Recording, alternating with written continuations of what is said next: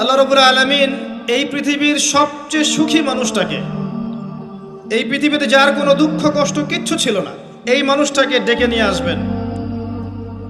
ডেকে নিয়ে এসে জাহান্নামে ঢুকাবেন এক মুহূর্ত সময়ের জন্য, ধরেন 1 সেকেন্ড বা 1 ন্যানো সেকেন্ড। এরপরে বের করে নিয়ে আসবেন, নিয়ে এসে বলবেন, পৃথিবীতে কি সুখে ছিলে?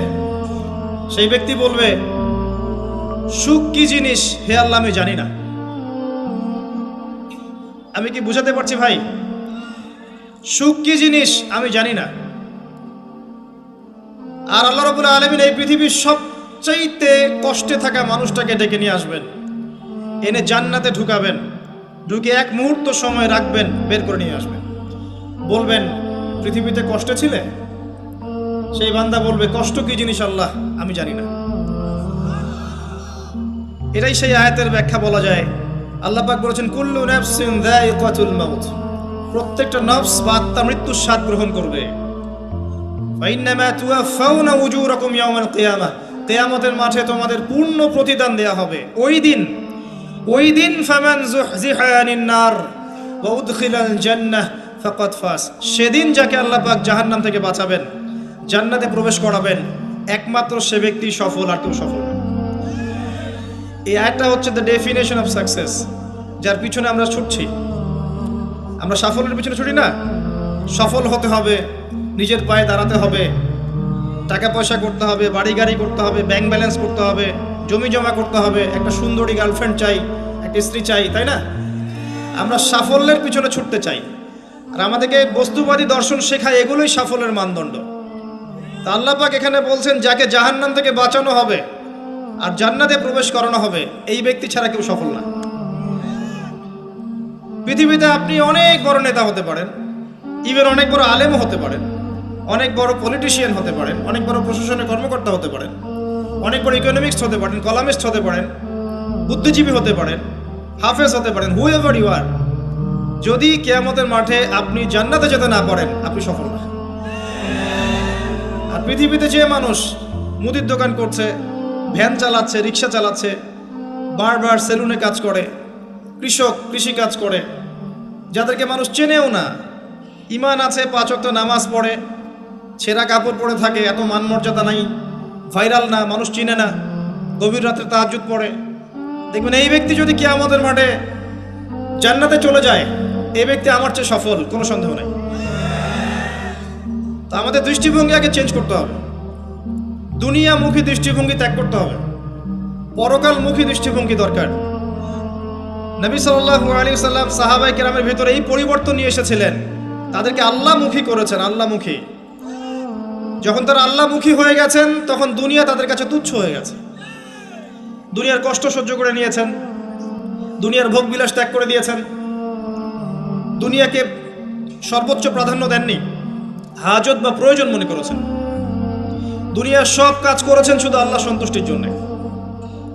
এবং আমি অনেক লেকচারে এটাও বলেছি যে আপনি দুনিয়ার প্রতিটা কাজ আল্লাহ সন্তুষ্টির জন্যই করেন, কারো কাছে কিছু পাওয়ার আশায় করেন না। কারো কাছে প্রতিদান পাওয়ার আশায় দুনিয়ার কাজগুলো করেন, আপনি কষ্ট পাবেন। কারো কাছে আশা করেন না, আল্লাহর কাছে আশা করেন প্রতিদান, আপনি কষ্ট পাবেন না ইনশাআল্লাহ। কারণ আল্লাহ ছাড়া প্রকৃত অর্থে আমাদের আপন বলে কেউ নাই। শুধুমাত্র আল্লাহই আপনার আপন, বাকিরা আপনার প্রয়োজন। মানুষ মানুষকে ভালোবাসতে পারে না, মানুষ মানুষের অবস্থানকে ভালোবাসে।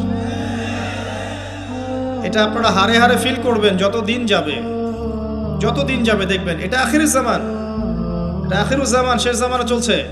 এখন ফিতনাগুলো এমন ভাবে পড়তে থাকবে যেন একটা মালা ছিঁড়ে দিলে পুঁথিগুলো যেমন টপটপ করে পড়ে যায়, এইভাবে ফিতনাগুলো আসতে থাকবে। ওই হাদিসের দিকে আসেন। নবী সাল্লাল্লাহু আলাইহি ওয়াসাল্লাম বলছেন, আদম আলাইহিস সালামকে ডেকে আনা হবে, বলা হবে তোমার সন্তানদের মধ্য থেকে জাহান্নামীদেরকে আলাদা করে দাও। আল্লাহ পাক বলবেন, প্রতি 1099 জনকে আলাদা করে দাও, একজন জান্নাতে যাচ্ছে প্রতি 1000-এ। কিন্তু listen to me very carefully, কিন্তু আল্লাহ পাক সূরা নিসা একটা কথা বলেছেন, ইন্নাল্লাহা লা ইয়াগফিরু আন ইউশরাকা বিহি ওয়া ইয়াগফিরু মা দুনা যালিকা লিমান ইয়াশা। আল্লাহ রাব্বুল আলামিন তার সাথে শিরকের গুনাহ ছাড়া অন্য যে কোনো গুনাহ যাকে ইচ্ছা মাফ করতে পারেন। যে কোনো গুনাহ, যে কোনো গুনাহ আল্লাহ পাক মাফ করতে পারেন, শিরকের গুনাহ ছাড়া। আরেকটা গুনাহ আল্লাহ পাক ক্ষমা করবেন না, সেটা হচ্ছে বান্দার হক। বান্দার হক, বান্দার সাথে সম্পৃক্ত। কারো টাকা চুরি করেছেন, কারো জমি আত্মসাৎ করেছেন, কাউকে গালি দিয়েছেন, কারো প্রতি জুলুম করেছেন, কাউকে অন্যায়ভাবে মেরেছেন, ছিনতাই করেছেন, ইত্যাদি ইত্যাদি, যেটা অন্যের হকের সাথে সম্পৃক্ত। ধর্ষণ করেছেন, মানুষের সম্মানহানি করেছেন, কাউকে নিষ্পাপ কাউকে বিতর্কিত করেছেন, ইত্যাদি। এই যে মানুষের সাথে জড়িত হক, এটা আল্লাহর কাছে মাফ নেওয়া যাবে না। কাবা ঘরের গেলাফ ধরে কানলেও কোনো লাভ নাই। ওই বান্দার কাছে গিয়ে ক্ষমা নিতে হবে। ভাই, আমি আপনাকে গালি দিয়েছি, মাফ করে দেন। ভাই, আমি তোমার টাকা চুরি করেছিলাম, এই নাও, ফেরত নাও। বোন, তোমার সম্পত্তি আমি দেই নাই, নিয়ে নাও। প্রতিবেশী, তোমার জমি আমি নিয়েছি, নিয়ে নাও। এটা দুনিয়াতে করতে হবে। অন্যথায় পরকালে দেখবেন যে মানুষের সাথে জড়িত হকের জন্য মানুষটা দাঁড়িয়ে আছে। একজন ব্যক্তি উঠেছে, নামাজ, রোজা, হজ, যাকাত সব নেকি নিয়ে উঠেছে। ওঠার পরে দেখছে সামনে অনেক মানুষ দাঁড়িয়ে আছে। কি জন্য দাঁড়িয়ে আছে? কারো টাকা নিয়ে শোধ করে নাই, কাউকে গালি দিয়েছে, কারো প্রতি জুলুম করেছে, কারো প্রতি অন্যায় করেছে, এরা দাঁড়িয়ে আছে, হক চাচ্ছে। তখন কিভাবে শোধ করবে? আল্লাহ পাক বলবেন, তোমার নেকি ওদেরকে দিয়ে দাও। তখন শেয়ার রেটের মাধ্যমে নেকি চলে যাবে। কথা বুঝতে পারছেন? তখন আরো অত্যাধুনিক প্রযুক্তি থাকবে, নেকি কনভার্ট। আর নেকি দিতে দিতে যদি নেকি শেষ হয়ে যায়, তখন ওই ব্যক্তিদের গুনাহ তার আমল নামায় চলে আসবে। তারপর ওই ব্যক্তিরা জান্নাতে যাবে, এই ব্যক্তি জাহান্নামে যাবে। অতএব দুনিয়াতে মানুষের সাথে জড়িত কোনো হক রাখেন না। আল্লাহ পাক বলছেন, শিরকের গুনাহ ছাড়া আল্লাহ যে কোনো গুনাহ মাফ করতে পারেন। আর এই যে কুফরি এবং মানুষের সাথে জড়িত হক, আল্লাহ মাফ করবেন না।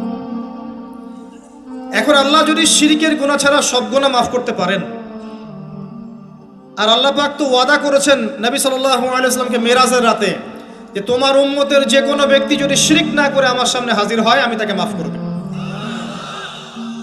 একটা হাদিসে কুদসির মধ্যে এটাও আছে, হে আদম সন্তান, তুমি যদি আসমান এবং জমিন সমপরিমাণ গুনাহ নিয়ে আমার সামনে দাঁড়াও, কিন্তু আমার সাথে কাউকে শরীক করনি, তাহলে আমি আল্লাহ তোমার সামনে আসমান জমিন সমান ক্ষমা নিয়ে দাঁড়াবো।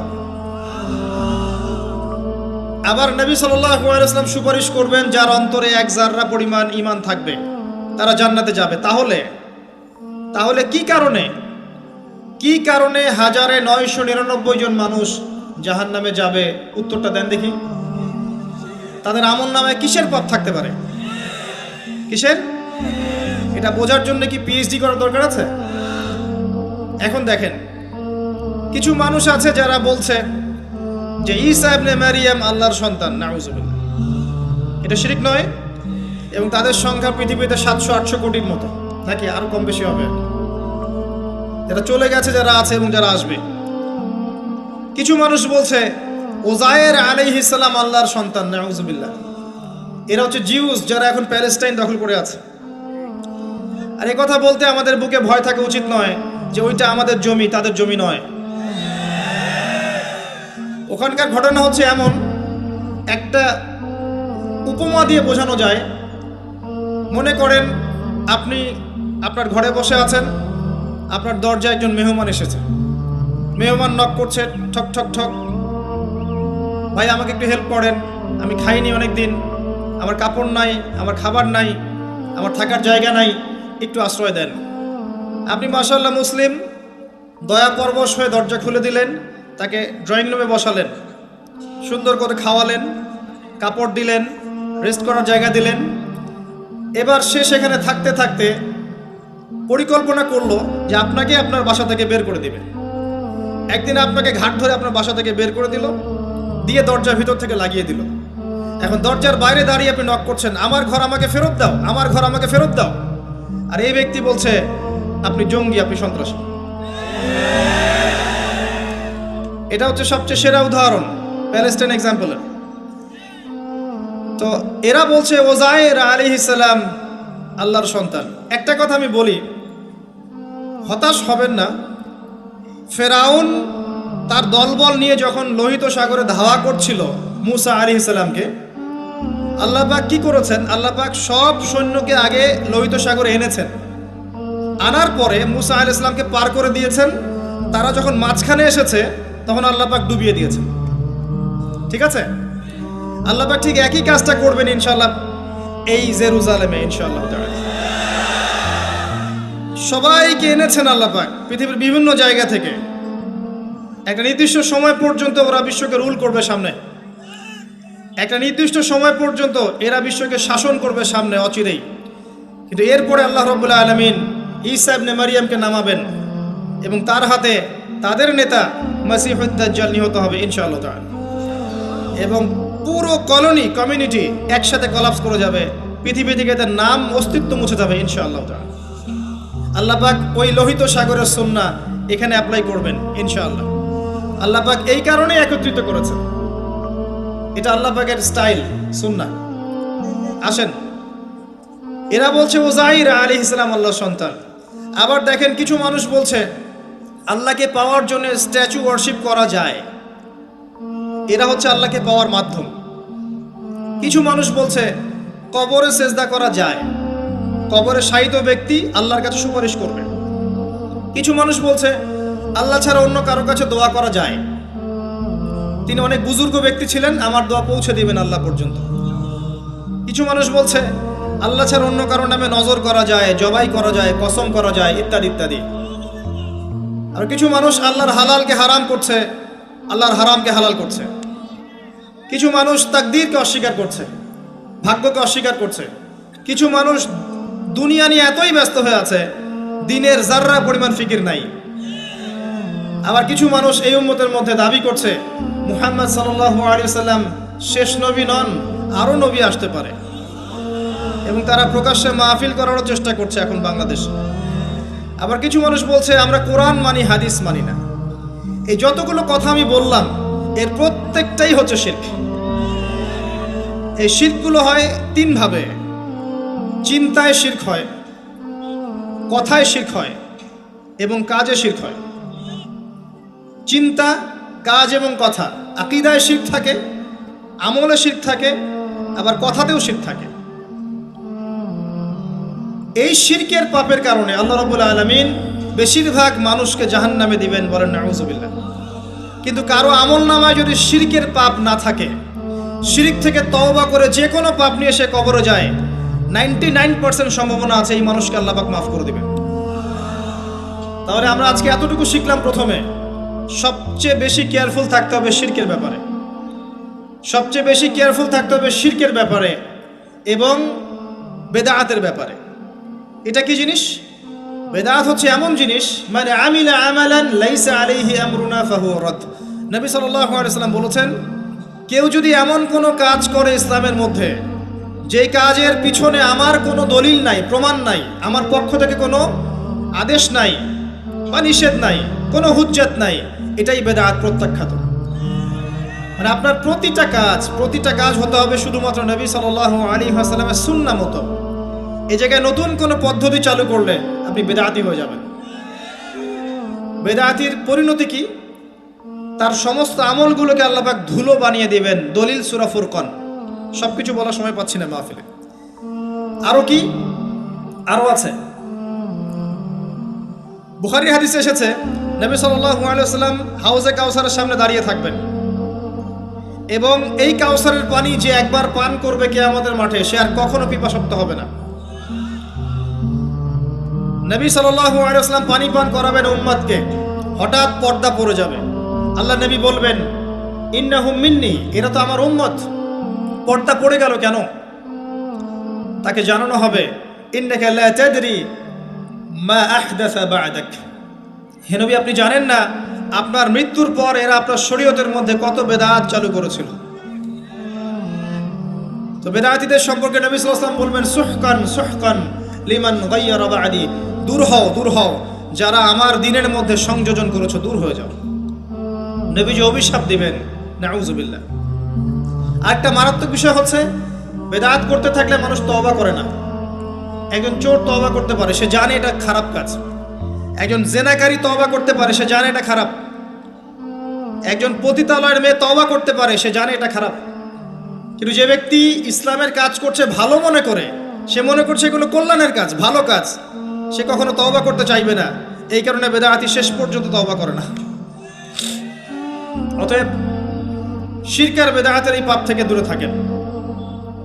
এরপরে আমি সামনে যাই। আরেকটা মেজর জিনিস থেকে আমাদেরকে বেঁচে থাকতে হবে, সেটা হলো হারাম রিজিক। আজকে আমাদের রিজিকের যে সিস্টেমটা আছে এর মধ্যে বেশিরভাগ পরিবারে হারাম রিজিক ঢুকে গেছে, বলেন নাউজুবিল্লাহ। কেউ সরাসরি হারাম, কেউ ঘুরিয়ে ফিরিয়ে হারাম। সবচেয়ে বড় মারাত্মক যে হারামটা ঢুকেছে তার নাম হচ্ছে রিবা বা সুদ। ম্যাক্সিমাম আমরা সুদখোর। আমার কিসের দাড়ি টুপি এগুলো দেখার প্রয়োজন নাই, আমি নিজেও সুদখোর। কিভাবে? প্রত্যক্ষভাবে না হলে পরোক্ষভাবে। মনে করেন আমি একটা ফ্ল্যাটে ভাড়া থাকি, ফ্ল্যাটের মালিক আমার ভাড়ার টাকা দিয়ে তার ব্যাংকের লোন শোধ করে, পরোক্ষভাবে আমি সুদের সাথে সম্পৃক্ত আছি। আপনি বাঁচতে পারবেন না। এই জামানা সম্পর্কে নবী সাল্লাল্লাহু আলাইহি ওয়াসাল্লাম বলেছেন, এমন একটা জামানা আসবে যেই জামানায় মানুষ সুদ থেকে বেঁচে থাকতে পারবে না। যে বেঁচে থাকার চেষ্টা করবে তার গায়েও সুদের ছিটা ফোঁটা গিয়ে লাগবে, কোনো সন্দেহ নেই। এটা সেই জামানা, টপ টু বটম সব জায়গায় সুদ। আর জানি না এই আয়াতগুলো কোরআনে আছে কি না আদৌ, বা এগুলো মানুষকে শোনানো হয় কি না আদৌ। তা আমি আমার জায়গা থেকে চেষ্টা করছি। আল্লাহ বা কোরআনে বলেছেন, কে বলেছেন? আল্লাহ বলেছেন। আমি অনুবাদ করছি, আমি জাস্ট অনুবাদক। সূরা বাকারা 279 থেকে পড়া শুরু করেন। আল্লাহ পাক বলছেন, ইয়া আইয়ুহাল্লাযীনা আমানু, হে মুমিনগণ, তুমি যদি মুমিন হয়ে থাকো, হে মুমিনগণ, ইত্তাকুল্লাহ, তোমরা আল্লাহকে ভয় করো। ইত্তাকুল্লাহ, তোমরা আল্লাহকে ভয় করো। ইত্তাকুল্লাহ, তোমরা আল্লাহকে ভয় করো। ওয়াযারু মা বাকিয়া মিনার রিবা, সুদের অবশিষ্ট অংশগুলো ছেড়ে দাও। ইন কুনতুম মুমিনিন, যদি প্রকৃত অর্থে মুমিন হয়ে থাকো। ওয়া ইন লাম তাফআলু, আমি আল্লাহ বলছি তোমরা যদি এটা না করো, ফাযরু বিহারবিন মিনাল্লাহি ওয়া রাসূলিহি, তাহলে আল্লাহ এবং তার রাসূলের সাথে যুদ্ধের ঘোষণা শুনে রাখো। গো অ্যাহেড, এখন রাস্তা আপনার। আমি অনুবাদ করে শুনিয়ে দিয়েছি, আপনার কান পর্যন্ত পৌঁছে গেছে। এখন decision is yours, path is yours, choose your path. রাস্তা আপনার, আপনি ফিক্স করেন কি করবেন। যদি আপনি সুদ খান 1 নাম্বার, অথবা দেন 2 নাম্বার, 3 আপনি সাক্ষী থাকেন, 4 লিখে রাখেন, আপনি সমান পাপী। এই 4 শ্রেণীর মানুষকে নবী সাল্লাল্লাহু আলাইহি ওয়াসাল্লাম অভিশাপ দিয়েছেন, লাআনত করেছেন। আর নবী সাল্লাল্লাহু আলাইহি ওয়াসাল্লাম অভিশাপ নিয়ে যদি আমরা কবরে যাই, তাহলে মান নবিয়ুক উত্তর দিতে পারবো, এটা বিশ্বাস করা বোকামি। তার অভিশাপ নিয়ে যদি আমরা হাসরের মাঠে উঠি, হাউজে কাউসারের পানি পাবো, প্রত্যাশা করাটা বোকামি হবে। তার অভিশাপ নিয়ে যদি আমরা হাসরের মাঠে উঠি, তাহলে তিনি আমাদের জন্য সুপারিশ করবেন, এটা ভাবা বোকামি হবে। মেরাজের রাতে আল্লাহ রাসূল দেখে এসেছেন, 1 শ্রেণীর মানুষকে রক্তের নদীতে ফেলে মাথা ফাটিয়ে দেয়া হচ্ছে। নবী জিজ্ঞাসা করলেন সাল্লাল্লাহু আলাইহি ওয়াসাল্লাম, এরা কারা হে জিবরাইল? জিবরাইল আলাইহিস সালাম বলেন, এরা আপনার উম্মতের সেই সব ব্যক্তি যারা ছিল সুদখোর, যারা সুদের মধ্য দিয়ে মানুষের রক্ত চুষে খেয়েছে। আজকে রক্তের নদীতে এদেরকে ফেলে মাথা ফাটিয়ে দেয়া হচ্ছে। কি করবেন আপনি ফিক্স করেন। ইসলাম তরবারির জোরে ছড়ায় নাই। আমি আপনার গর্দানে তরোয়াল ধরে বলবো না যে সুদ ছেড়ে দেন, বলবো? কেউ বলবে না। ইসলাম এভাবে ছড়ায় নাই। ইসলাম সৌন্দর্য দিয়ে ছড়িয়েছে, সুন্দর উপদেশ দিয়ে ছড়িয়েছে। উদউ ইলা সাবিলি রাব্বিকা বিল হিকমা ওয়াল মাউইযাতিল হাসানাহ ওয়াজাদিলহুম বিল্লাতি হিয়া আহসান, এভাবে ইসলাম ছড়িয়েছে। ফাযাক্কির ইন নাফাআতিয যিকরা সায়াযাক্কারু মান ইয়াখশা, হে নবী আপনি উপদেশ দিন, যদি উপদেশ কাজে লাগে। শীঘ্রই যারা আল্লাহকে ভয় করে তারা আপনার উপদেশ গ্রহণ করবে ইনশাআল্লাহ। ওয়া ইয়াতাজান্নাবুহাল আশকা, যারা পাপাচারী ফাসিক তারা উপদেশ গ্রহণ করবে না। ফাযাক্কির ইন্নামা আনতা মুযাক্কির, আপনি উপদেশ দিন, আপনি শুধু উপদেশদাতা। লাস্তা আলাইহিম বিমুসাইতির, আপনি কারো উপর দারোগা নন। এটা একজন দায়ীর কাজ, একজন আলেমের কাজ, এর বেশি কিছু না। আমাদের ম্যাক্সিমাম রিজিকের মধ্যে সুদ ঢুকে গেছে। হয় আমরা খাচ্ছি, না হলে দিচ্ছি, না হলে সাক্ষী থাকছি, না হলে লিখে রাখছি। আরেকটা কথা বলি, এই হাদিসটাও শুনে রাখেন। নবী করিম সাল্লাল্লাহু আলাইহি ওয়াসাল্লাম কার নবী? আপনার তো, আপনারই তো নবী। তিনি বলেছেন সুদের পাপের 73টা শাখা আছে। কতটা? যার সর্বনিম্ন শাখা হচ্ছে নিজের মায়ের সাথে জেনা করা। এখানে যদি একটা বিল্ডিং থাকে, যে বিল্ডিং এর মধ্যে মনে করেন কথার কথা না আউযুবিল্লাহ অনেক প্রস্টিটিউট মহিলা আছে, কথা বুঝতে পারছেন? এখানে আছে অনেক প্রস্টিটিউট মহিলা যারা এখনকার ভাষায় সেক্স ওয়ার্কার্স, কারণ তারা যৌনকর্মী বলতে চায়, পতিতা শব্দ ইউজ করতে চায় না, তারা এটাকে একটা স্বীকৃতি দিতে চেষ্টা করছে আর কি। সেক্স ওয়ার্কার্স এটা একটা কাজ, নাউযুবিল্লাহ। এই কারণেই সমাজে বেশি বেশি মহামারী ছড়াবে, এই কারণেই সমাজে এমন কিছু পাপ ছড়াবে, এমন কিছু রোগ ছড়াবে যে এই রোগগুলো কখনো ছিল না ইতিহাসে। এই কারণেই হাদিসে এসেছে শেষ জামানায় যখন অশ্লীলতা বেড়ে যাবে, বেহায়াপনা বেড়ে যাবে, নগ্নতা বেড়ে যাবে, তখন সমাজে বেশি বেশি এমন রোগ ছড়াবে যে এই রোগগুলো আগে কখনো ছিল না। মনে করেন এখানে এমন একটা বিল্ডিং আছে, সেখানে কিছু সেক্স ওয়ার্কার্স আছে, এখানে কেউ ম্যানেজার, কেউ কাজ করে, কেউ মনে করেন দারোয়ান, কেউ মনে করেন ডিলার এগিয়ে দিচ্ছে, কেউ মনে করেন যে ঘরে ঢুকিয়ে দিচ্ছে, ইত্যাদি ইত্যাদি। এক একজন এক এক সেকশনে কাজ করছে, আর একটা কর্পোরেট সেকশনের মতো। এখন আপনি কি তাদের কারো বাসায় দাওয়াত খেতে চাইবেন? আপনি কি তাদের কারো উপার্জন খেতে চাইবেন? যদি এমন হয় এখানে সব সেক্স ওয়ার্কার্স নয়, সবাই আমাদের মা, নাউযুবিল্লাহ। শব্দটা প্রয়োগ করলাম আঘাত করার জন্য, কারণ নবীজি বলেছেন মায়ের কথা। মনে করেন এরা সবাই আমাদের মা, নাউযুবিল্লাহ। এখন কি আপনি এটাকে পছন্দ করবেন? এখানে যদি কেউ কাজ করে তার রিজিক খেতে চাইবেন? রিবার মধ্য দিয়ে আমরা এগুলো করছি, কোনো ফিকির নাই, যায় আসে না কাজ কারো কিছু, দিব্যি খাচ্ছে। যখন দেখবেন পাপ করতে করতে করতে করতে আমার মনের মধ্যে কোনো রিয়াকশন হচ্ছে না, তখন বুঝে নেবেন কলব মরে গেছে, ডিস্ট্রয়েড, ডেড হার্ট। হ্যাঁ, একজন মুমিনের পরিচয় হচ্ছে ছোট ছোট পাপ তার কাছে পাহাড়ের মতো মনে হবে, আর একজন ফাসিকের পরিচয় হচ্ছে বড় বড় পাপ তার কাছে মাছির মতো মনে হয়, তাড়ালেই চলে যাবে। আরো আছে, সহিহ বুখারীর একটা হাদিসে নবীজি বলেছেন, যে ব্যক্তি 1 দিরহাম সুদ খায় সে যেন 36 বার জেনা করেছে। একবার জেনা করার শাস্তি 100 বেত্রাঘাত এবং 1 বছরের জন্য বহিষ্কার, যেটাকে আমরা উস্কে দিই এখন বলি কাছে আসার গল্প। একবার সূরা নূর পড়েন, সূরা নূরের প্রথম আয়াতগুলো পড়েন। যদি কেউ জেনা করে একবার 100 বেত্রাঘাত এবং 1 বছরের জন্য বহিষ্কার। আর যদি কোনো বিবাহিত ব্যক্তি করে তার শাস্তি হচ্ছে রজম, পাথর নিক্ষেপ করে হত্যা করা। আর 1 দিরহাম সুদ খেলে আপনি 36টা মেয়েকে রেপ করছেন। এবার চিন্তা করেন, এই শাস্তিগুলো যদি দুনিয়ায় কার্যকর না হয় এবং দুনিয়াতে যদি আমরা তওবা না করে যেতে পারি, পরকালে কার্যকর হবে কোনো সন্দেহ নাই। দুনিয়াতে শোধ করে যাওয়া ভালো পরকালের চাইতে। অতএব আল্লাহর ওয়াস্তে আমি হাত জোর করে রিকোয়েস্ট করছি, আল্লাহর ওয়াস্তে সুদ ছেড়ে দেন।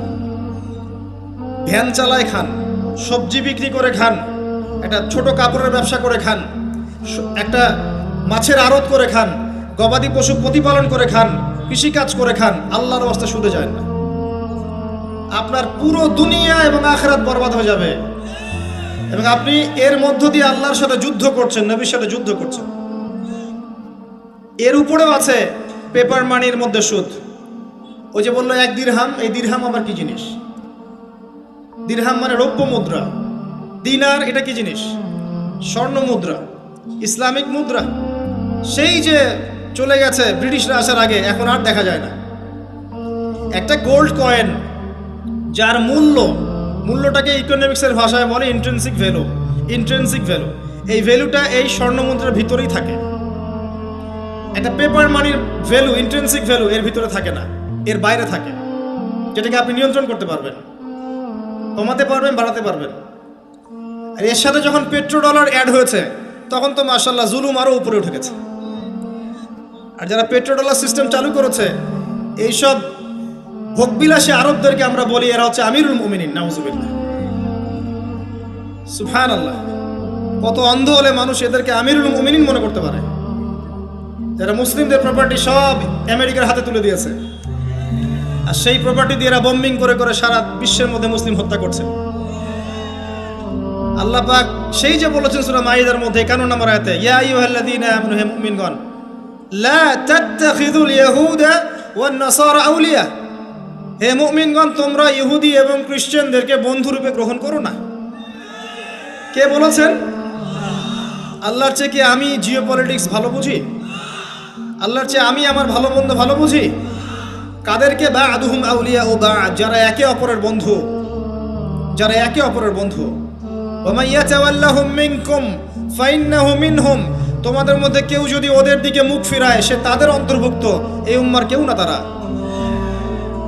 সে যাই হোক, বিশ্বের এইসব নামধারী মুসলিম কান্ট্রিদের চাইতে বাংলাদেশের পররাষ্ট্রনীতি অনেক ভালো আছে, হাজার গুণে ভালো আছে।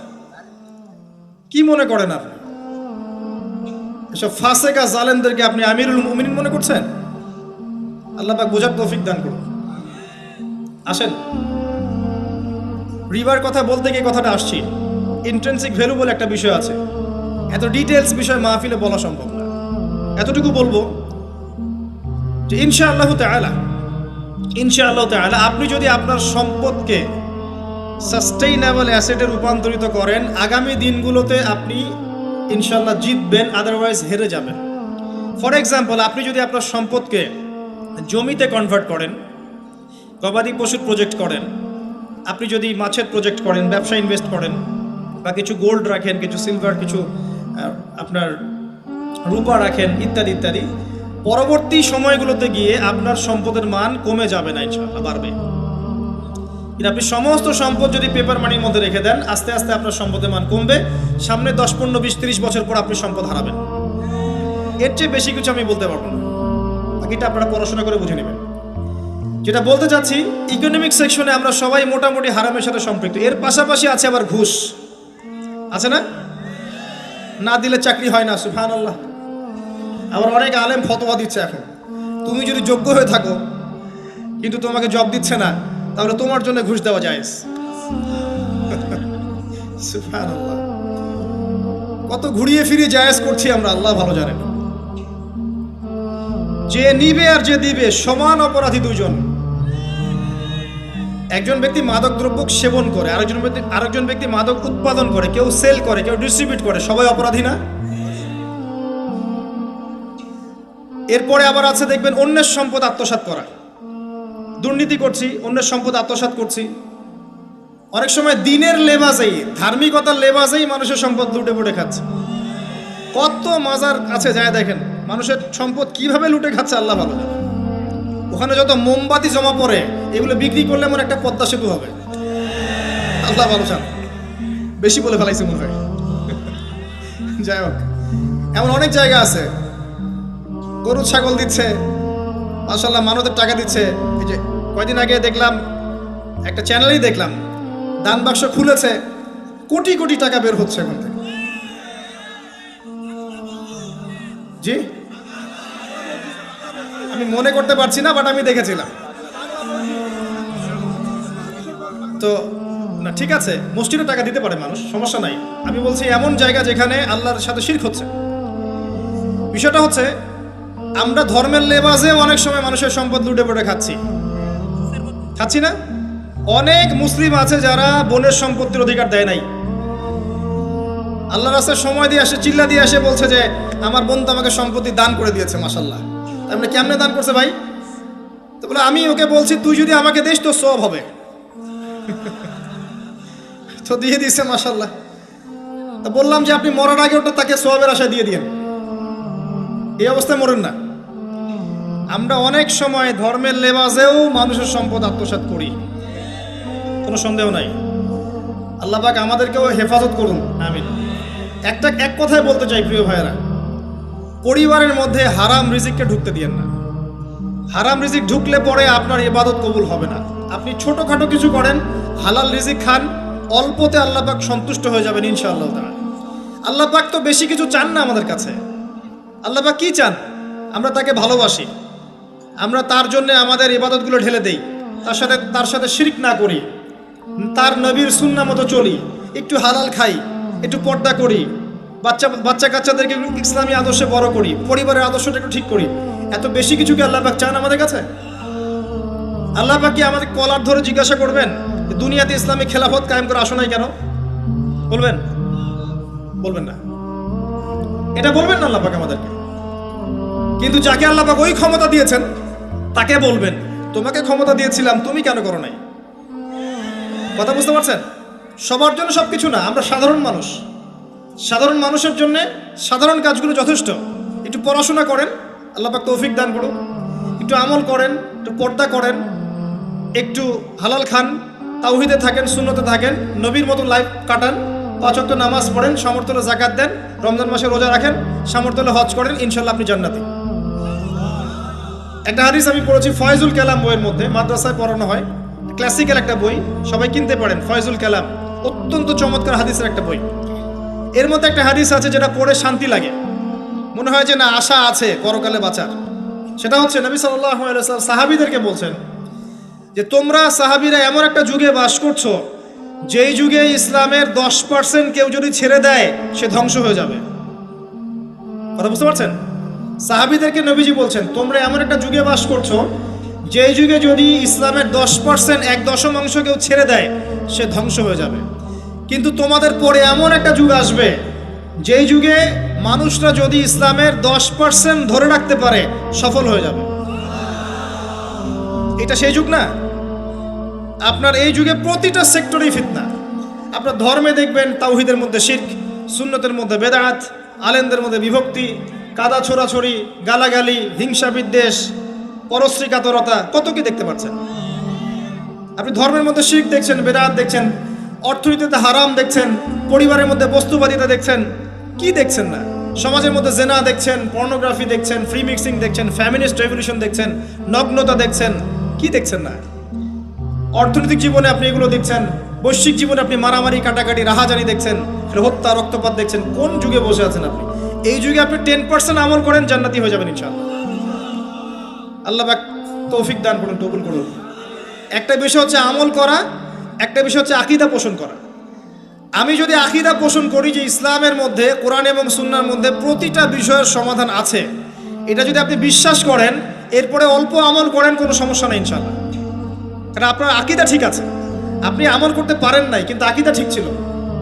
আপনি মেনে নিয়েছেন লা ইলাহা ইল্লাল্লাহ, কোনো ইলাহ নেই আল্লাহ ছাড়া, মুহাম্মাদুর রাসূলুল্লাহ, কোরআন হুজ্জাতুল্লাহ, কোরআন আল্লাহর হুজ্জা, সুন্নাহ তরিকাতুন নবী, এটা আল্লাহর নবীর তরিকা। এগুলোর মধ্যে সব কিছুর সমাধান আছে, এটা আপনি মেনে নিয়েছেন মন থেকে। এবার আমল করতে গিয়ে আপনি পারছেন না।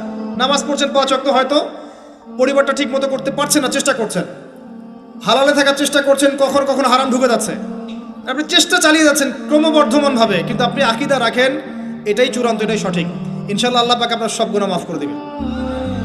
আর একজন ব্যক্তি আকীদাই রাখে না, সে মনে করে ইসলাম ওই যুগে চলতে, ওই যুগে চলে না।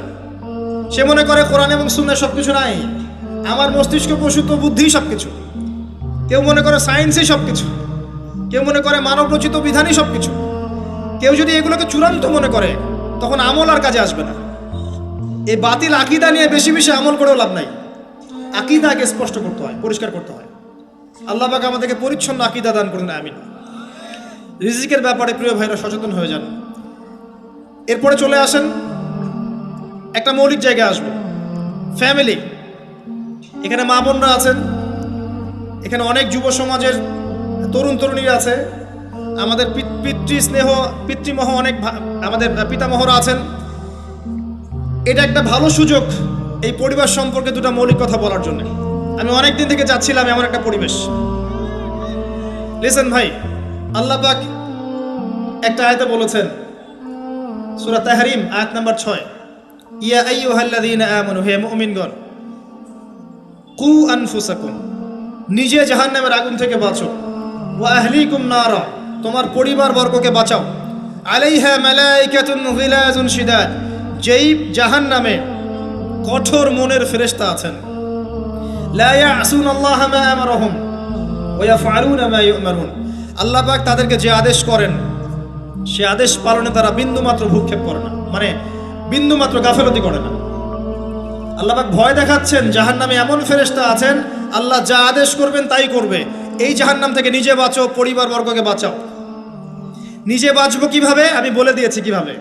আপনি জ্ঞান অর্জন করবেন, আমল করবেন, হালাল খাবেন, তাওহীদে থাকবেন, সুন্নতে থাকবেন, ইনশাল্লাহ বেঁচে যাবেন। পরিবার বর্গকে বাঁচাবেন কিভাবে? আসেন শুরু করি শুরু থেকে। শুরুটা হবে আপনার বিয়ে দিয়ে।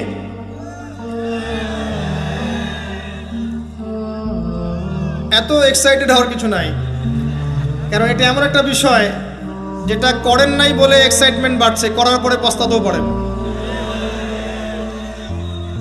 এটা এমনই দিল্লি কা লাড্ডু, যে খাবে সেও পস্তাবে, যে খাবে না সে বেচারাও পস্তাবে। তবে আপনারা খেয়ে পস্তান আলহামদুলিল্লাহ।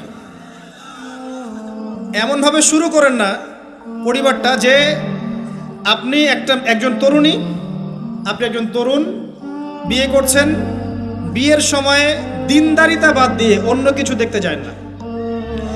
যদিও বা অর্থ সম্পদ, বংশমর্যাদা, সৌন্দর্যের কথা হাদিসে এসেছে, হাদিসটা এমন নয় যে তোমরা 4টা গুণ দেখেই বিয়ে করো, এমন নয়।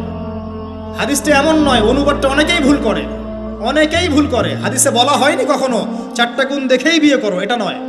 বরং বলা হয়েছে 4টা গুণ দেখে বিয়ে করা হয়। কথা কি বুঝতে পারছেন? কেউ এটা দেখে, কেউ এটা দেখে।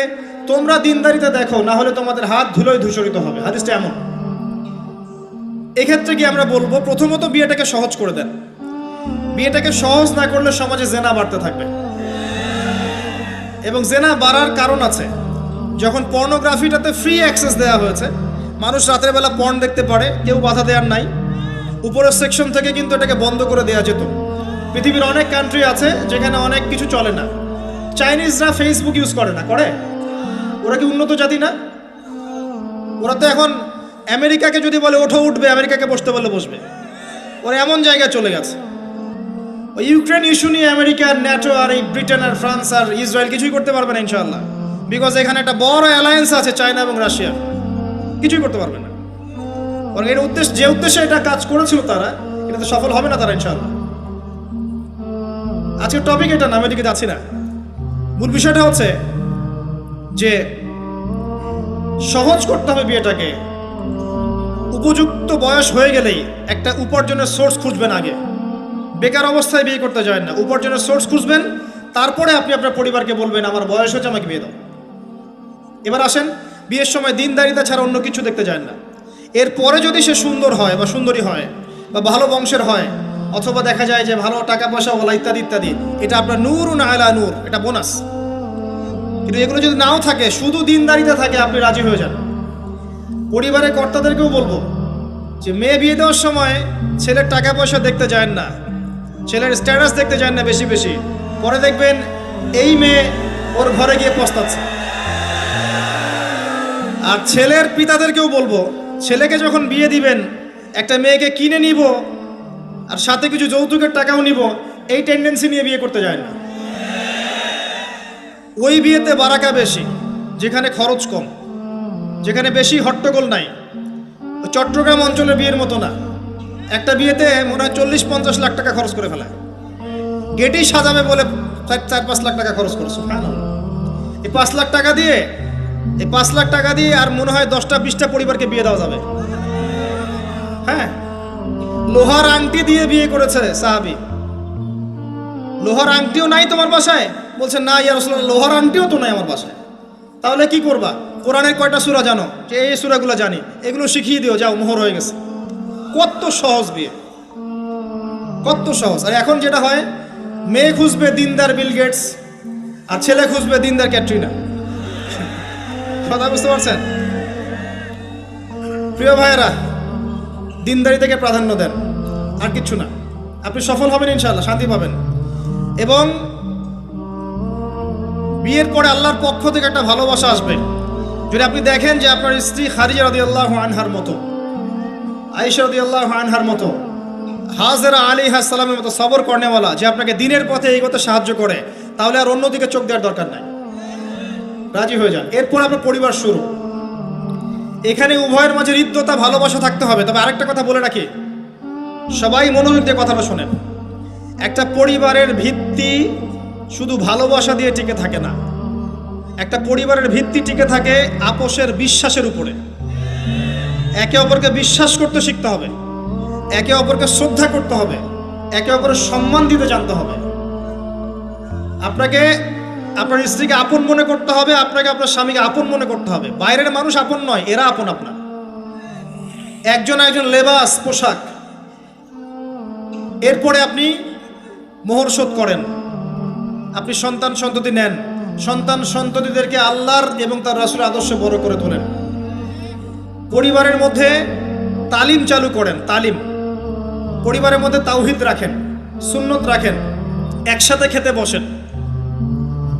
স্ত্রীকে হাদিয়া দেন, স্ত্রীকে গিফট দেন, তাকে মাঝে মাঝে ঘুরতে নিয়ে যান, তাকে নিয়ে রিফ্রেশমেন্টে যান, তাকে সময় দেন, তাকে টাইম দেন, তাকে সময় দেন। নবী সাল্লাল্লাহু আলাইহি ওয়াসাল্লাম আয়েশা রাদিয়াল্লাহু আনহার কোলে মাথা রেখে কোরআন তেলাওয়াত করতেন, তার সাথে চাঁদনি রাতে দৌড়েছেন এবং চাঁদ দেখেছেন, সফর করেছেন, রাতের বেলা হেঁটেছেন, সময় দিয়েছেন, খালি পায়ে হেঁটেছেন। সময় দেন। এখন এমন একটা অবস্থা যে পুরুষদেরকে মনে করা হয় যে তারা হচ্ছে মানি মেকিং মেশিন, তারা খালি টাকা পয়সা মেক করবে, আর স্ত্রীরা হচ্ছে ওই চুলা ঠেলবে সারাদিন। আমরা এমন মনে করে নিই আর কি। আবার এই যে ফ্যামিনিস্ট রেভলিউশন যখন থেকে আসছে, ফ্যামিনিস্ট রেভলিউশন কি জিনিস? দাজ্জালের ফলোয়ার্স আর কি, যে মেয়েদেরকে আপনি ঘরে রাখতে পারবেন না। তো তারা যখন থেকে এসেছে, ইমার্জ করেছে, তখন থেকে তার একটা কনসেপ্ট দিয়েছে যে পুরুষ আর নারী একে অপরের প্রতিদ্বন্দ্বী। দেখবেন প্রতিদ্বন্দ্বিতামূলক কথাবার্তা বলে। স্বামীর মুখের উপর তর্ক করতে যাবেন না। স্বামীকে বাইরের অনেকগুলো বিষয় ফেস করতে হয়। এখন স্বামী মনে করেন প্রশাসনে চাকরি করে, তাকে তার ডিউটি ফেস করতে হয়, তার বসকে মেনটেন করতে হয়, তার এগুলো সামলাতে হয়, তাকে বাজারঘাট করতে হয়, সারাদিন পরিশ্রম করে সে বাসায় ঢোকার পরে আপনি মুখটা গোমরা করে বসে থাকেন। স্বামী আহলান সাহলান করেন না, তাকে একটু আদর করেন না, মহব্বত করেন না, তো অটোমেটিকলি তো আপনার দিক থেকে তার মনটা চলে যাবে অন্যদিকে। স্বাভাবিক। আপনি আপনার স্বামীর জন্য সাজেন না, বাইরের মানুষের জন্য সেজে বুঝে আপনি মার্কেটে যান। প্রবলেম সেগুলা। এরা মনে করে স্বামী স্ত্রী একে অপরের প্রতিদ্বন্দ্বী, অথচ এরা একে অপরের পরিপূরক। একে অপরের পরিপূরক। উভয় হৃদ্যতা ভালোবাসায় পরিবার গড়ে ওঠে। যে পরিবারের মধ্যে হৃদ্যতা ভালোবাসা আছে, ওই পরিবারের বাচ্চা কাচ্চারা দেখবেন বড় আলেম হবে, বড় নেতা হবে, বড় কিছু হবে ইনশাআল্লাহ। যেখানে এগুলো নাই, ওই সন্তানরা বড় হয় হতাশার মধ্যে, কাজের বুয়ার কাছে, ডে কেয়ার সেন্টারে। এরা তো বড় হয়ে জঙ্গি হবেই, সন্ত্রাসী হবেই, স্বাভাবিক। ভালো প্যারেন্টিং দিতে পারে নাই। এরকম না বিষয়টা। সময় দিতে হবে, একে অপরের দায়িত্ব বুঝতে হবে, আপোষের মধ্যে বিশ্বাস থাকতে হবে, ভালোবাসা থাকতে হবে এবং সবরের মানসিকতা থাকতে হবে। মেয়েদের ব্যাপারে বলাই হয়েছে তারা বাঁকাহার, অতএব চাপ দিতে যায় না, ভেঙে যাবে। চাপ দিতে যায় না, ভেঙে যাবে। ওই অবস্থায় ছেড়ে দিলে ওই অবস্থায় থেকে যাবে। একটা কথা আমি বলি, আমি শিখেছি আমার লাইফ থেকে, আল্লাহ পাকের প্রতিটা সৃষ্টি এক একটা রূপক মেসেজ দিচ্ছে। জানেন, রাবার গাছ দেখেছেন? রাবার গাছ, যে গাছ থেকে রাবার হয়, গাছটাকে দেখবেন পরিচ্ছন্ন, গাছটা পরিষ্কার। যে নিজে পরিষ্কার করে সে নিজেও পরিচ্ছন্ন। জমিনের মধ্যে দেখবেন মৃত জমিন, বৃষ্টি পড়লো, সজীব হয়ে উঠল, সবুজ ধান ক্ষেত। এই সবুজ ধান ক্ষেতটা আপনার যৌবন, আস্তে আস্তে ফসল হবে। এই ফসল হওয়ার টাইমটা হচ্ছে আপনার পৌরত্ব। এরপরে ফসলটা কেটে ফেলা হবে। এই ফসলটা আপনার ভালো কাজ, আমল সালেহ, এটাকে রেখে দেওয়া হবে। বাকিটাকে হলুদ বর্ণের যে খড়কুটো, এটাকে জ্বালিয়ে দেওয়া হবে। এই যে ধান গজালো, একটা সিজন গেল, এর মধ্যে আপনার দুনিয়ার জীবনের হায়াতের রূপকতা আছে। জি, পাহাড়কে দেখেন, পাহাড় বিশালতা নিয়ে দাঁড়িয়ে থাকে।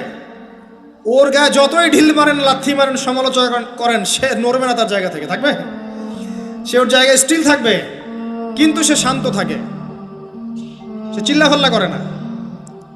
তাই যারা সাহসী, বীর, তারা বেশি কথা বলে না, শান্ত থাকে।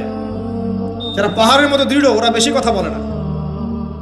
সাগরকে দেখেন, বিশাল সাগর।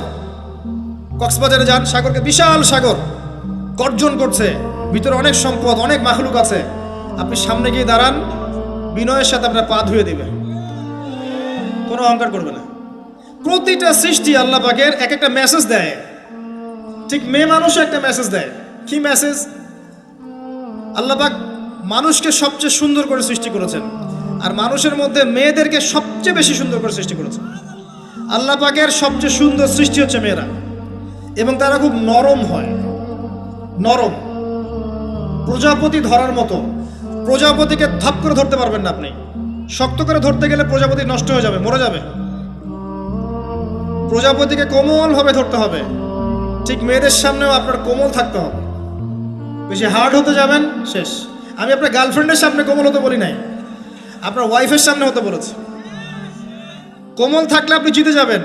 দেখবেন দুনিয়ার চিল্লা ফাল্লা করছে আপনার বাসায়, আপনি চুপচাপ আছেন পাহাড়ের মতো, কোমল আছেন। 5 মিনিট পর দেখবেন নিজেই ঠান্ডা হয়ে এসে বলছে, আচ্ছা সরি, ভুল হয়ে গেছে। আর যদি আপনি চিল্লা ফাল্লার কাউন্টার দিতে যান, তাহলে দেখবেন সুটকেস গোছানো শেষ, বাবার বাড়ি চলে গেছে। ডিল করা খুব ডিফিকাল্ট। এখানে আপনাকে খুবই সবরের পরিচয় দিতে হবে। আল্লাহ পাক বোঝার তৌফিক দান করুন। আর আমরা মা বোনদেরকে রিকোয়েস্ট করব, 4টা মূলনীতি মেনে কাপড় চোপড় পরবেন। আপনার কাপড়টা এমন হবে না যেই কাপড়টা পরলেও অঙ্গ প্রত্যঙ্গ দেখা যায়, বোঝা যায়, এমন হবে না। কাপড়টা এমন হবে না এত টাইট ফিটিং যে আপনার অঙ্গের উঁচু নিচু অবয়ব বোঝা যায়, এমন হবে না। কাপড়টা এমন হবে না যেটা অমুসলিমদের পোশাক, আর কাপড়টা এমন হবে না যেটা পুরুষদের পোশাক। এই মূলনীতিগুলো মেনটেন করে কাপড় পরবেন ইনশাআল্লাহ। এছাড়াও মেয়েদের কথায় পর্দা আছে, চলনে পর্দা আছে, ওঠা বসায় পর্দা আছে। নামাজ পড়ার সময় তাদেরকে কিছুটা শালীনভাবে নামাজ পড়তে হয়। তাদের চোখের দৃষ্টির মধ্যে পর্দা আছে। এগুলো কে শিখাবে এখনকার মেয়েদেরকে? সবসময় বিজি দেখবেন নতুন কোন সিরিয়াল আসছে, নতুন কোন ফ্যাশন আসছে, নতুন কোন পার্লারে কি আসছে, কোন কাটিং আসছে, কোন নায়িকা আসলো। ওই যে বাংলাদেশে কোন এক নায়িকা আসছে, তাই নিয়ে মিডিয়াতে এমন তোলপাড়, মনে কি নাকি একটা অবস্থা। আল্লাহর কাছে তোমার কি মূল্য আছে হে? আল্লাহর কাছে তোমাদের কি মূল্য আছে? তোমরা কি 5 ওয়াক্ত নামাজ পড়ো? তোমরা কি পর্দা করো? তোমাদের মধ্যে হায়াবোধ কিছু আছে? তোমরা মানুষকে ভালো কিছু শেখাও, সমাজকে ভালো কিছু দাও, শালীন কিছু দাও। আল্লাহর কাছে তোমাদের কি মূল্য আছে? নবী সাল্লাল্লাহু আলাইহি ওয়াসাল্লাম তো জাহান্নাম দেখে সেই কথাটাই বলেছেন, আমি জাহান্নাম দেখে আসলাম, সেখানে বেশিরভাগ অধিবাসী হচ্ছে মেয়ে, নারী। কি কারণ? তারা এমন কাপড় চোপড় পরে বাইরে ঘুরতো যেই কাপড় পরেও তারা নগ্ন থাকতো। আমি কি ব্যাখ্যা করতে হবে? আপনি দেখতে পারেন না? এবং তারা স্বামীর সাথে কুফরি করত। সারা জীবন স্বামী যদি তাদের ভরণ পোষণ দেয়, ভালোবাসে, মহব্বত করে, তাদের জন্য জীবনটা ক্ষয় করে ফেলে, এক পর্যায়ে গিয়ে বলবে সারাটা জীবন তোমার কাছে কিছুই পাইলাম না। বাস্তব। এগুলোর কারণে মেয়েরা বেশি বেশি জাহান্নামে যাবে। এবং তারা মানুষ মারা গেলে মাতম করে, বুক পিঠ চাপড়ায়, এই কারণে যাবে। এবং তর্ক লাগলে অভিশাপ দেয় বেশি, এই কারণে যাবে। আল্লাহ পাক আমাদের মা বোনদেরকে হেফাজত করুন। তবে একটা হাদিস আছে সুসংবাদের। নবী সাল্লাল্লাহু আলাইহি ওয়াসাল্লাম বলেছেন, একজন নারী যদি 4টা কাজ করতে পারেন, জান্নাতের যে কোনো দরজা দিয়ে ইচ্ছা প্রবেশ করতে পারবেন। 1 নাম্বার 5 ওয়াক্ত নামাজ, 2 নাম্বার রমজান মাসে সওম, 3 নাম্বার আপনার লজ্জাস্থানের হেফাজত অর্থাৎ খাস পর্দা, এবং 4 নাম্বার আপনার স্বামীর আনুগত্য। ফ্যামিনিস্ট আকীদার মেয়ে হলে আনুগত্যকে দাসত্ব মনে করে, স্বামীর আনুগত্যকে তারা দাসত্ব মনে করে। স্বামী কে? স্বামীর সম্মান বোঝেন আপনি? স্বামী কে?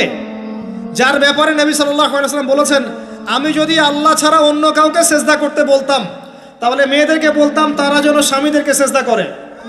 আপনাকে আমি কিভাবে বুঝাবো স্বামী কে, স্বামীর মর্যাদা কোথায়? এগুলো কি ইসলাম মেয়েদেরকে ডমিনেট করছে এগুলো দিয়ে? কেন? এই স্বামী আপনার জন্য সারাটা জীবন ক্ষয় করে ফেলে। একটা চোর পর্যন্ত, একটা চোর, একটা করাপ্টেড মানুষ, দুর্নীতিগ্রস্ত মানুষ, সে চুরি করে, দুর্নীতি করে এনে বাচ্চাকে খাওয়ায়। একটা ধর্ষক পর্যন্ত ওর মেয়েকে আদর করে। পুরুষ মানুষ কি জিনিস কেমন করে বুঝবেন? সারাটা জীবন ক্ষয় করে ফেলায়। যদি আপনি তার আনুগত্য করেন, তার সামনে সুন্দর মতো থাকেন, তার কথার সাথে তর্ক না করেন, ভালোবাসা দিয়ে থাকেন, আপনার জন্য সে জীবন দিতে প্রস্তুত থাকবে। এরকম পুরুষ মানুষ। আপনাদেরকে কেউ চোখ তুলে তাকালে চোখ তুলে ফেলাবে, এরকম পুরুষ মানুষ।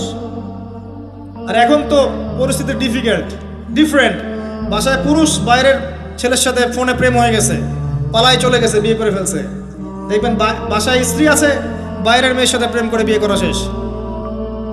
বিয়ে করলে সমস্যা নাই, ব্যভিচার করে ফেলছে। বিয়ে সে করতেই পারে, সে যদি সমতা রক্ষা করতে পারে, সেটা তার ডিফারেন্ট ইস্যু, এটা অন্য ইস্যু। তো স্বামীর আনুগত্য আপনাকে কিভাবে বুঝাবো? এটা দাসত্ব নয়। নবী সাল্লাল্লাহু আলাইহি ওয়াসাল্লাম বলেছেন, কোনো স্বামী যদি কোনো স্ত্রীকে চায়, তার প্রয়োজনের জন্য চায়, মহব্বতের জন্য, স্ত্রী যদি চুলায় রান্না করতে থাকে, ওই রান্না ফেলে দিয়ে তাকে আসতে হবে। হাদিস। রাতের বেলা স্বামী স্ত্রী শুয়েছে, স্বামীর চাহিদা আছে, স্ত্রীর কোনো সমস্যা নাই, স্ত্রী ফিট, ইচ্ছা করেই অহেতুক স্বামীকে বলল আমি রাজি না, উল্টা পাশে মুখ করে ঘুমিয়ে গেল। আল্লাহর নবী বলছেন সারা রাত আল্লাহর পক্ষ থেকে একজন ফেরেশতা আসবে, এসে এই নারীকে অভিশাপ দিতে থাকবে। এখন এগুলো হাদিস শুনলে বলবে যে ইসলাম তো মেয়েদেরকে ছোট করছে। একজন মেয়ে তার একজন স্বামীর কথা বলছে, স্বামী, তার মেয়ে, তার স্ত্রী, তার মা, তার বোন, সবাইকে তার মিরাসের হক দিতে হয়। একজন মেয়ে তার বাবার সম্পত্তি পায়, কোনো কোনো ক্ষেত্রে তার ভাইয়ের সম্পত্তি পায়, তার স্বামীটা তো পাই, তার ছেলেরটাও পায়, নানি হলেও সম্পত্তির হক আছে। একটা মেয়েকে চতুর্দিক থেকে সিকিউর করা হয়েছে ইসলামে। তারপরেও কিছু ফ্যামিনিস্টের কারণে এরা বলবে যে মেয়েদেরকে ইসলাম ছোট করছে। হ্যাঁ, মেয়েদেরকে ইসলাম কেন ছোট করছে? কারণ পর্দা করে যে বাইরে বেরোতে বলেছে, ঢ্যাং ঢ্যাং করে নগ্ন হয়ে বেরোতে নিষেধ করছে, এই কারণে। যদি বলে যে হ্যাঁ ইসলাম আপনাদেরকে ফ্রি মিক্সিং এর স্বাধীনতা দিচ্ছে, আপনারা সবাই ফ্রি মিক্সিং করেন, গেঞ্জি পরেন, টি শার্ট পরেন, স্যান্ডো গেঞ্জি পরে বাইরে ঘুরে বেড়ান, টাইট ফিটিং প্যান্ট পরে বাইরে ঘুরে বেড়ান, সব জায়গায় আপনারা ফ্রি মিক্সিং করেন, পর্ন দেখেন, জেনা করেন, মদ খান, ইসলাম খুব ভালো। তখন তোমাদের জন্য তো ইসলাম নয়, তোমরা জাহান্নামে যাও, আল্লাহর কি আসে যায়? ইসলাম তোমাদের জন্য নয়, তোমরা জাহান্নামে গিয়ে মরো, ইসলামের কিচ্ছু যায় আসে না। আল্লাহর ওয়াস্তে পারিবারিক আদর্শের দিকে ফোকাস করেন প্রিয় ভাই। নিজে জাহান্নামের আগুন থেকে বাঁচান, পরিবার বর্গকে বাঁচান, পরিবার বর্গকে বাঁচান। পরিবার আরেকটা পার্ট হচ্ছে আপনার পিতামাতা। পিতামাতার সাথে খারাপ আচরণ করতে যায় না আল্লাহর ওয়াস্তে। সেই ব্যক্তির জন্য ধ্বংস যার পিতামাতা বেঁচে আছে, তাদের হক আদায় করে সে জান্নাতে যেতে পারলো না, তার জন্য ধ্বংস। আরেকটা অংশ আছে আপনার সন্তান সন্ততি। বাচ্চা কাচ্চার প্যারেন্টিংটা খুব সুন্দর করে করেন। যখন আপনি স্ত্রীর সাথে মিলন করতে গিয়েছেন তখন দোয়া পড়েন, আল্লাহুম্মা বিসমিল্লাহি আল্লাহুম্মা জান্নিবনা শাইতান ওয়া জান্নিবিশ শাইতান মা রাযাকতানা।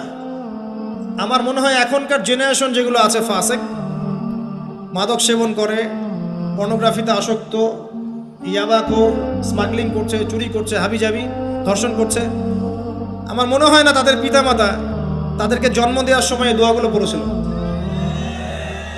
কারণ পিতামাতাকে দোয়া পড়লে ওই সন্তানকে শয়তান স্পর্শ করতে পারে না।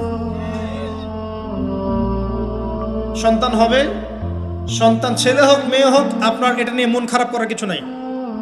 একজন কন্যা সন্তানকে লালন পালন করে সৎপাত্রে পাত্রস্থ করলে এই মেয়ে পরকালে আপনার জন্য জাহান্নামের আগুন থেকে ঢাল হয়ে যাবে। যার কাছে দুইজন মেয়ে আছে, দুইটা মেয়েকে সে ভালো করে মানুষ করেছে, নবী সাল্লাল্লাহু আলাইহি ওয়াসাল্লাম বলছেন সে জান্নাতে আমার সাথে এমন করে থাকবে, এইভাবে। কেউ যদি বিধবার দায়িত্ব নেয়, সেও নবী সাল্লাল্লাহু আলাইহি ওয়াসাল্লামের সাথে এইভাবে থাকবে। এতিমের দায়িত্ব নেয়, এইভাবে থাকবে। ফ্যান্টাসিতে ভুগছেন, একটা এতিম মেয়েকে বিয়ে করেন, একটা অসহায় তালাকপ্রাপ্ত মেয়েকে বিয়ে করেন, একটা বিধবা মেয়ে যার স্বামী মারা গেছে, কেউ নাই দেখার, তাকে বিয়ে করেন, তারপরে বোঝা যাবে আপনার মধ্যে কতটুকু দিন আছে। আর বর্তমান সভ্যতা আমাদের কি সমাধান দিবে? সবাই যদি দিনদের একটা করে ক্যাটরিনা খোঁজে, এই এতিম, এই বিধবা, এই যাদের দেখার কেউ নাই, এই মেয়েগুলা কি রাষ্ট্রের সম্পত্তিও থাকবে? এদের দায়িত্ব কে নিবে? পুরুষরা যদি দায়িত্ব না নেয়, কে দায়িত্ব নিবে? এখন কেউ যদি ওদের দায়িত্ব নিতে যায়, তখন তাকে আবার খারাপভাবে উপস্থাপন করা হয়, এই ব্যক্তির মনে হয় চরিত্র খারাপ।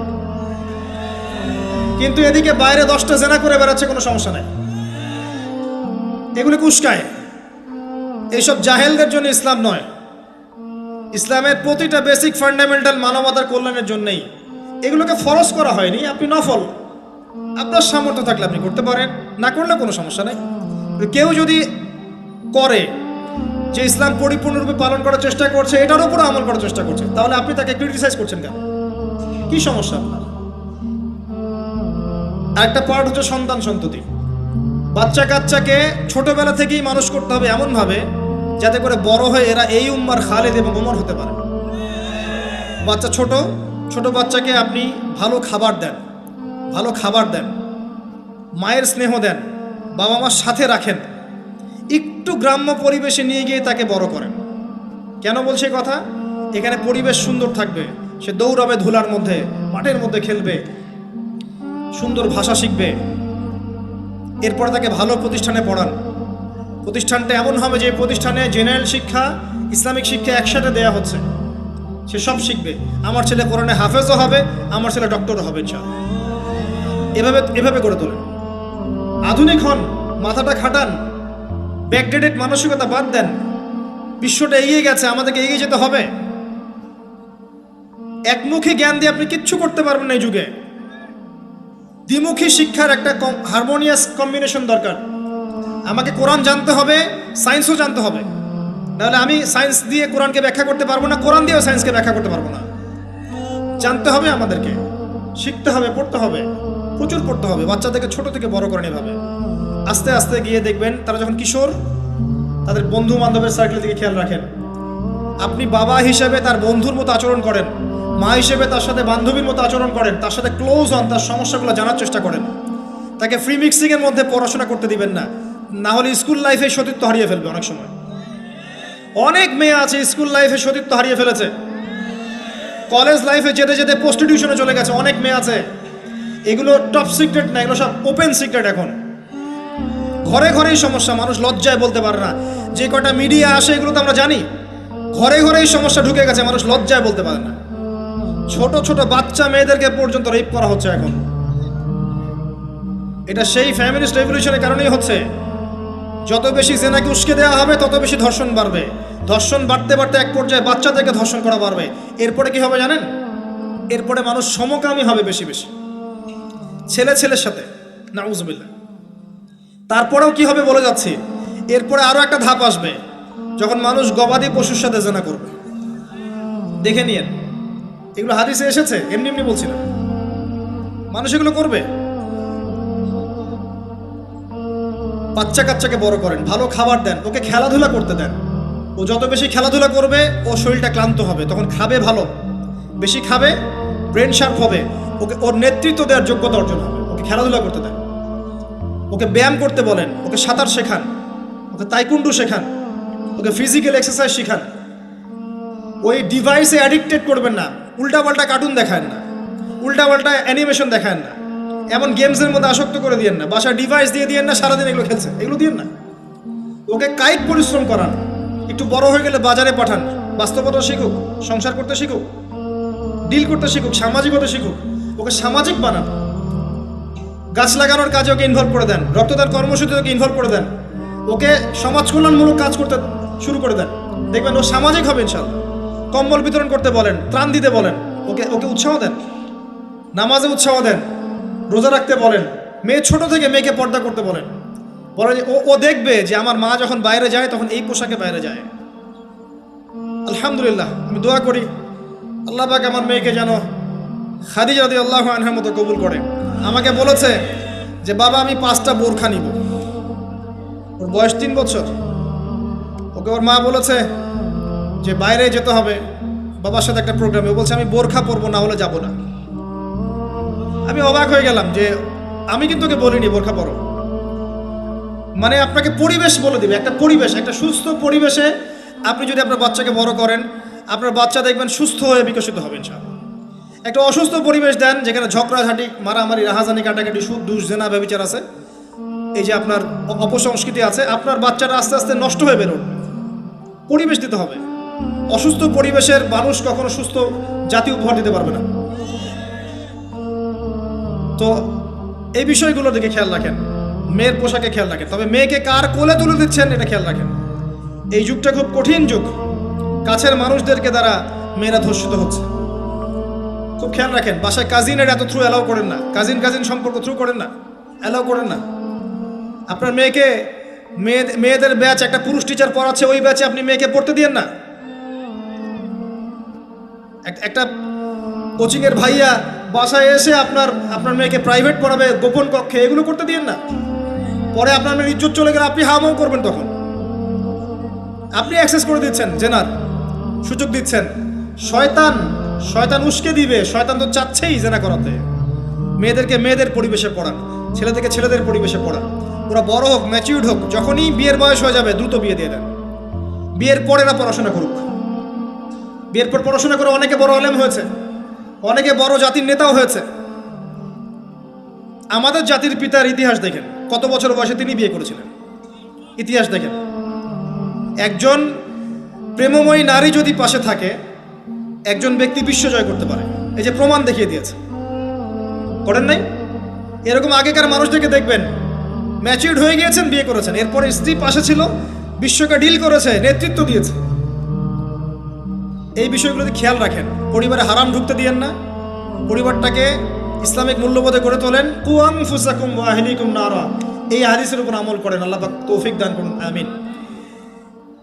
এরপরে বড় বিষয়গুলোতে যাবেন আপনি ইসলামের খেদমত, ইসলামের প্রচার, ইসলামের প্রসার, Islamic association, Islamic NGO, Islamic হাবিজাবি, এগুলোর দিকে আপনি পরে যাবেন। আগে বেসিকগুলো ঠিক করবেন। এই কাজগুলো যদি আমরা করতে না পারি, তাহলে আল্লাহ পাক ওই যে বলেছে সূরা আরাফ 179 প্রথমে বলেছে, ওর অন্তর্ভুক্ত হয়ে যাব। তাদের পাপ কি ছিল? তারা যে বেশি বেশি জাহান্নামে গেছে, কি পাপ ছিল? 1 নাম্বার, লাহুম কুলুবুন লা ইয়াফকাহুনা বিহা, ওদের কলব ছিল, উপলব্ধি করেনি। ওয়ালাহুম আযানুন লা ইয়াসমাউনা বিহা, কান দিয়েছিলাম শোনেনি। ওয়ালাহুম আ'য়ুনুন লা ইউবসিরুনা বিহা, চোখ দিয়েছিলাম দেখেনি। উলাইকা কাল আনআম, এরা হচ্ছে গবাদি পশুর মতো। বাল হুম আদাল, বরং তার চাইতেও নিকৃষ্ট। ও উলাইকা হুমুল গাফিলুন, এরা হচ্ছে গাফিল সম্প্রদায়। আল্লাহ পাক আমাদেরকে যাবতীয় গাফিলতি থেকে হেফাজত করুন, আমিন। আমরা আলোচনার শেষ প্রান্তে এসে দোয়া করছি, আল্লাহ পাক আমাদের সবাইকে শিরিক মুক্ত আমল করার তৌফিক দান করুন, আমিন। নবী সাল্লাল্লাহু আলাইহি ওয়াসাল্লামের সুন্নতের উপর থাকার তৌফিক দান করুন, আমিন। আমাদের প্রত্যেকের পরিবারটাকে আদর্শ পরিবার রূপে গড়ে তুলুন, আমিন। আল্লাহ পাক আমাদের প্রত্যেক মা বোনকে পর্দা করার তৌফিক দান করুন। আমাদেরকে ইসলামিক শিক্ষায় শিক্ষিত হওয়ার তৌফিক দান করুন। আমাদেরকে এই জাগতিক শিক্ষাকে ইসলামের কল্যাণে কাজে লাগানোর তৌফিক দান করুন। আল্লাহ পাক আমাদেরকে হালাল রিজিকের ব্যবস্থা করে দিন। আল্লাহ পাক আমাদের মধ্যে যারা অসুস্থ সবাইকে শেফায়ে কামেলা দান করুন। আমাদের মধ্যে যারা মারা গেছে, আল্লাহ পাক সবাইকে মাফ করে দিন। আমাদের প্রশাসনের ভাইদেরকে আল্লাহ পাক হেফাজত করুন, হেদায়েত দান করুন। যাবতীয় অন্যায় থেকে হেফাজত করুন। ন্যায় নিষ্ঠার সাথে দায়িত্ব পালন করার তৌফিক দান করুন। আমাদের ঊর্ধ্বতন কর্তৃপক্ষ যারা আছে, গভর্নমেন্টে যারা আছে, সবাইকে আল্লাহ পাক হেদায়েত দান করুন। আল্লাহ পাক তাদের দ্বারা দ্বীন ইসলামের খেদমত কবুল করুন।